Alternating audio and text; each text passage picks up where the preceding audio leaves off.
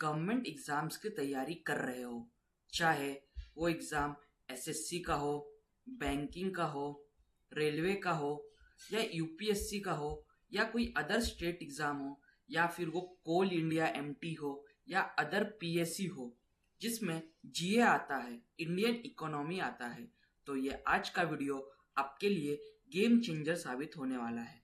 क्योंकि आज मैं ऐसे इंडियन इकोनॉमी के टॉप 70 मोस्ट इंपॉर्टेंट एमसीक्यू लेकर आया हूँ जो एग्जाम में और हर एग्जाम में बार बार इसी 70 क्वेश्चन में से पूछा जाता है और आने वाले 2026 के हर एग्जाम में और 2030 तक भी यही क्वेश्चंस बार बार रिपीट होंगे, इसकी गारंटी 95% है। क्योंकि ये ऐसे क्वेश्चन है जो शुरू से लेकर अब तक हर एग्जाम में पूछे गए हैं और हर बार जीए के और इंडियन इकोनॉमी के ऊपर 3 से 4 सवाल यही 70 क्वेश्चन में से आता है। अगर आपने ये क्वेश्चन अच्छे से कर लिए तो आप मान के चलिए कि जीए के 3 से 4 नंबर आपके पक्के हैं। इस वीडियो की खास बात सिर्फ ये क्वेश्चंस नहीं है, मैं आपको इसमें कंप्लीट रिवीजन बूस्टर, जहां आपको एग्जाम लेवल के प्रैक्टिस, उसके रिलेटिव एमसीक्यू, ऑप्शंस जैसे एग्जाम में आते हैं वैसे कॉन्सेप्ट थ्योरी के साथ एक साथ करवाऊंगा। अगर आप सच में सिलेक्शन चाहते हो तो इस वीडियो को स्किप मत करना, क्योंकि यहाँ हर क्वेश्चन आपकी प्रिपरेशन को नेक्स्ट लेवल ले जाएंगे। तो रेडी हो जाओ और जब वीडियो खत्म होगा तब आप 70 में से कितने क्वेश्चन आपके सही हुए वो मुझे कमेंट करके बता दीजिएगा। तो चलिए शुरू करते हैं। Question number 1, who was the first estimate to national income in India? ऐसे कौन से पहले व्यक्ति थे जिन्होंने नेशनल इनकम इन इंडिया को एस्टिमेट किया था? Answer option A Dadabhai Naoroji. Question 2, who wrote the book planned economy for India? किसने प्लांट इकोनॉमी फॉर इंडिया की किताब लिखी थी? Answer option B M Visvesvaraya. Question 3, when was NITI Aayog established? Most important and most common question. इसके साथ साथ एक question ये भी आता है, who is the head of NITI Aayog? तो उसका आंसर प्रधानमंत्री यानी प्राइम मिनिस्टर रहता है। और व्हेन वाज द नीति आयोग स्टैब्लिश्ड? तो इसका आंसर 1 जनवरी 2015 को। Question 4, which 5 year plan is known as Gadgil योजना? कौन से 5 ईयर प्लान को गाडगिल योजना कहा जाता है? Answer option C third 5 year plan. और एक क्वेश्चन 5 ईयर प्लान के ऊपर हर एग्जाम में क्वेश्चन आता है कि 5 ईयर प्लान कब स्टैब्लिश हुआ था, क्यों स्टैब्लिश हुआ था, तो ये चीज आप याद कर लीजिए। Question 5, who is known as father of green revolution in India? Father of green revolution in India किससे कहा जाता है? Answer option B M S Swaminathan. Question 6, the white revolution in India is associated with which of the following? जो white revolution in India का वो किससे संबंध रखता है? Answer option B milk. White का नाम सुनते ही बहुत सारे स्टूडेंट इसका आंसर एग कर देते हैं, लेकिन इसका जो आंसर है वो है मिल्क, दूध। Question 7, what type of economy does India have? Most important and common question with confusing option. दोस्तों इसमें इतने सारे ऑप्शन जो एकदम क्लोज है, उसे देखकर स्टूडेंट कंफ्यूज हो जाते हैं कि इंडिया के पास कौन सी इकोनॉमी है। तो इंडिया के पास मिक्स्ड इकोनॉमी है। Question 8, which institution issue currency notes in India? Answer option C Reserve Bank of India. Question 9, whose signature appears on 1 rupee note in India? Most common question for any PSU exam. Answer option C Finance Secretary. Question 10, in which year was the Reserve Bank of India nationalized? कौन से साल RBI को nationalise किया गया था? Answer option C 1949। Question 11, in which year was the State Bank of India established? कौन से साल State Bank of India establish हुआ था? Answer option A 1955।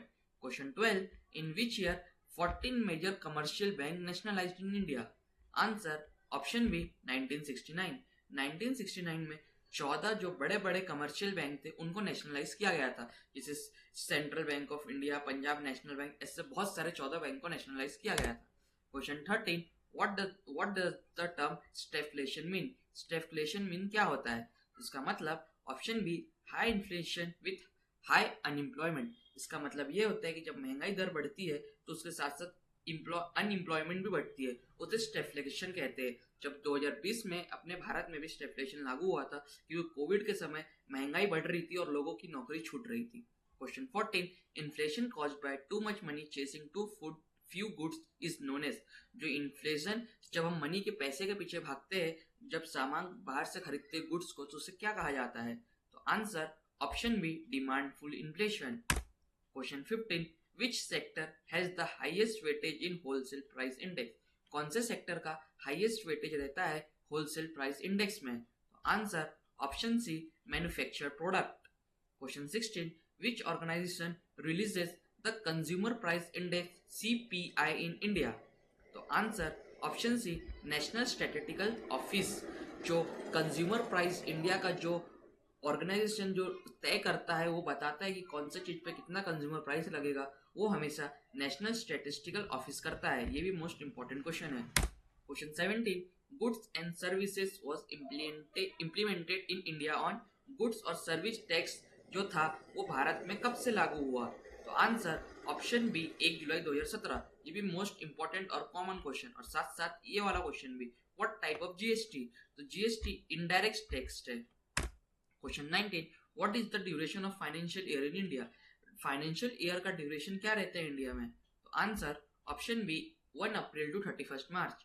Question 20, which article of the constitution deals with annual financial statement? कौन सा article India के annual financial statement से deal करता है? Answer option B article 112। Question 21, under which article of the constitution the Finance Commission of India constituted? कौन से article के अंतर्गत the Finance Commission of India constitute मतलब बना हुआ है? तो answer option B article 280। Question 22, what does physical deficit indicate? Physical deficit क्या इंडिकेट करता है? तो दोस्तों फिजिकल डेफिशिएट मतलब ये होता है जब हम अपना टोटल एक्सपेंडिचर में से जो हमारा रेवेन्यू निकलता है और जो नॉन कैपिटल रेवेन्यू मतलब जो कॉस्ट की प्राइस रहती है उसे हम प्लस करते हैं तो हमारा टोटल एक्सपेंडिचर निकलता है। तो answer option B total expenditure minus revenue receipt plus non डेब्ट capital receipt. Question 23, what is the main principle of laissez faire economy? PSU और स्टेट SSC CGL का मोस्ट इंपॉर्टेंट क्वेश्चन कि laissez faire economy में उनका main principal क्या है? तो उनका मेन प्रिंसिपल ये है कि उसमें कभी भी सरकार इंटरवेंशन नहीं करेगी, मतलब हस्तक्षेप नहीं करेगी। तो answer no government intervention. Question 24, what is mean by devaluation of currency? Devaluation of currency मतलब क्या होता है? तो answer decrease in currency value by government. मतलब इसमें क्या होता है, डीवैल्यूएशन मतलब जब कोई करेंसी को खत्म करना रहता है तो सरकार उसे धीरे धीरे उसकी वैल्यू कम करने लगती है। तो उसका आंसर ये हुआ कि decrease in currency value by government. तो जब 2022-23 में जब 2000 का नोट सरकार को बंद करना था तो धीरे धीरे उसकी वैल्यू कम करती गई सरकार। Question 25, in which year did India first demonetise currency? कौन से साल में इंडिया ने करेंसी को डिमोनेटाइज किया था? तो answer option A 1946। Question 26, when imports exceed export it is called?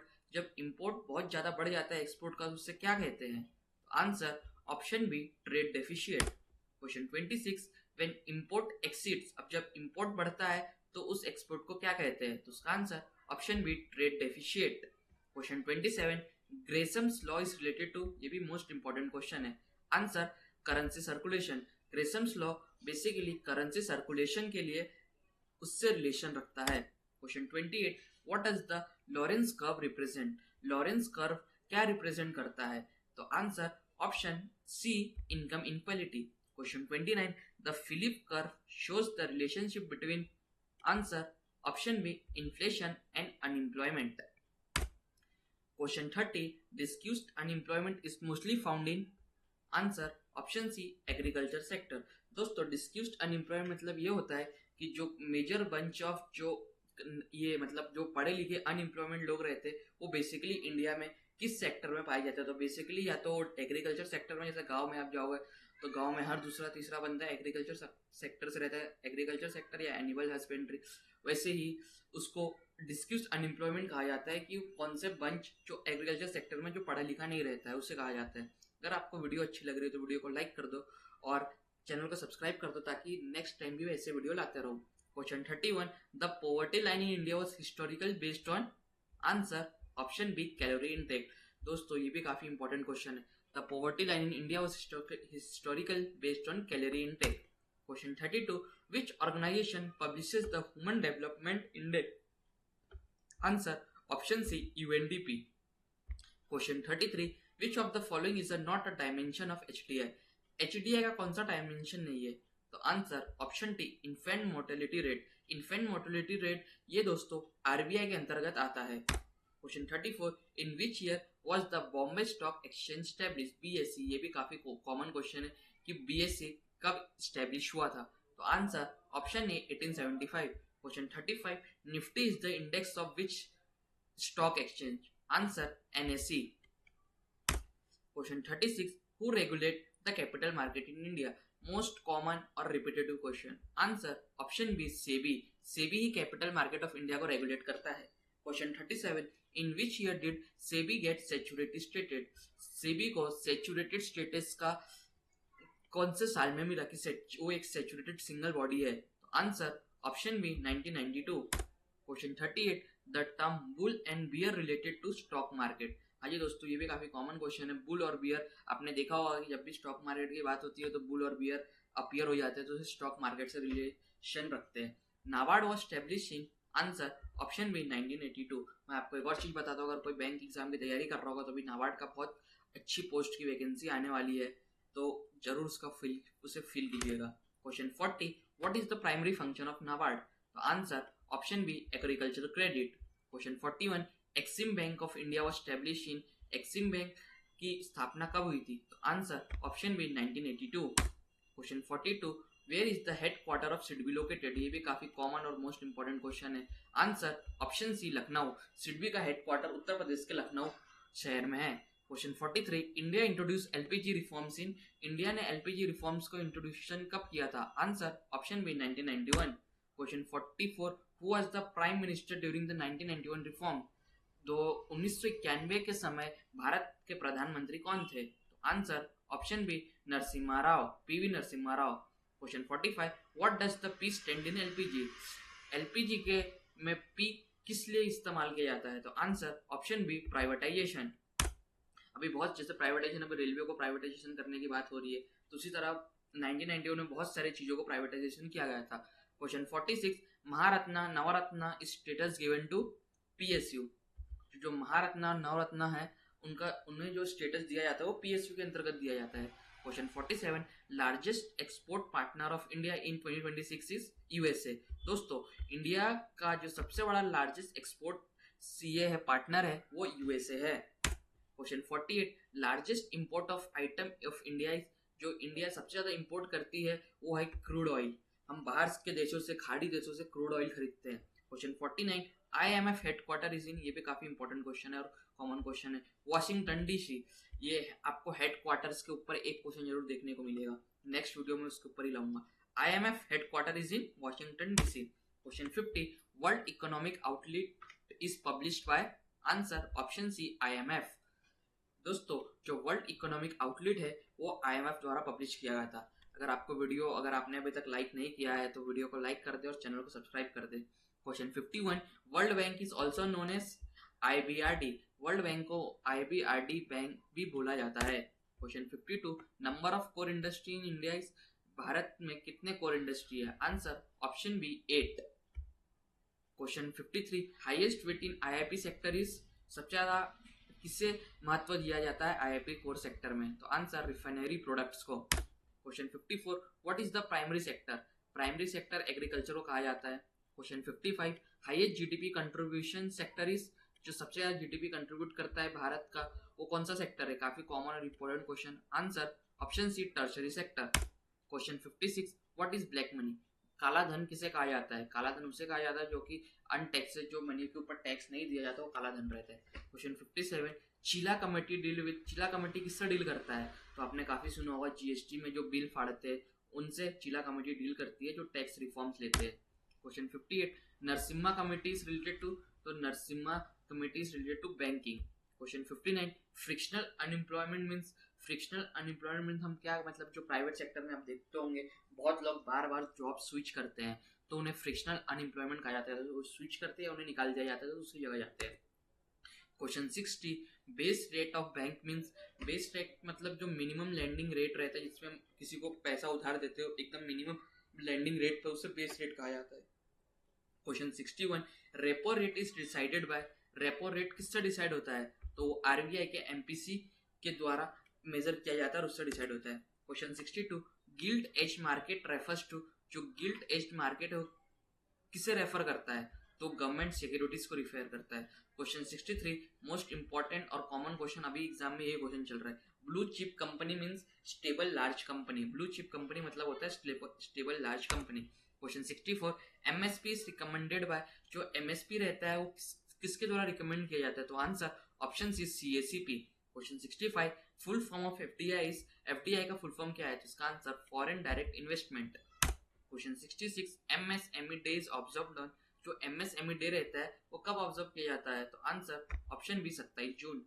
Question 67, PM Dhan Yojana aims at, जो पीएम जन धन योजना है उसका उद्देश्य क्या है? तो उसका उद्देश्य सबको फाइनेंशियल इंक्लूजन करने का। Question 68, currency note press is located, answer option ए नासिक। ये भी काफी इंपॉर्टेंट क्वेश्चन है और अभी अभी करेंसी नोट प्रेस के ऊपर वैकेंसी निकली हुई है। Question 69, planning commission was abolished in, planning commission को कब अबॉलिश किया गया था? तो आंसर ऑप्शन बी 2014 में, 2014 में। और ये आज का हमारा last question, which body regulate direct taxes in India, कौन सा body direct taxes of India को रेगुलेट करता है? तो आंसर ऑप्शन बी सीबीडीटी। दोस्तों अगर आपको सीबीडीटी का फुल फॉर्म पता है तो मुझे कमेंट में बताइए। तो ये थे इंडियन इकोनॉमी के टॉप 70 मोस्ट इंपॉर्टेंट क्वेश्चन। अगर आप चाहते हो मैं इसी तरह के जीके, पॉलिटी, रीजनिंग, मैथ्स के टॉप एमसीक्यू भी लाऊं तो मुझे कमेंट करके जरूर बताना।